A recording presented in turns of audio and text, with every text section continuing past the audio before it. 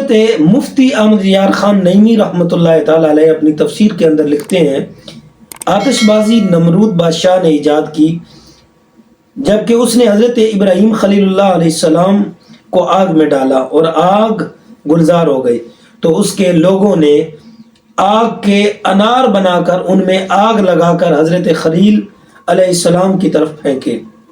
افسوس، آتش بازی کی ناپاک رسم آج بھی مسلمانوں میں زور پکڑتی جا رہی ہے۔ مسلمانوں کا کروڑ روپیہ ہر سال آتش بازی کی نظر ہو جاتا ہے۔ آئے دن یہ خبریں آتی ہیں کہ فلاں جگہ آتش بازی سے اتنے گھر جل گئے، اتنے آدمی جھلس کر مر گئے وغیرہ وغیرہ۔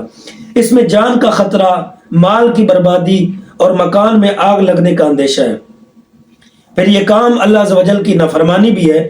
حضرت مفتی احمد یار خان نعیمی رحمۃ اللہ تعالی علیہ فرماتے ہیں آتش بازی بنانا، آتش بازی بیچنا، آتش بازی خریدنا اور خریدوانا، چلانا اور چلوانا، یہ سب حرام ہے۔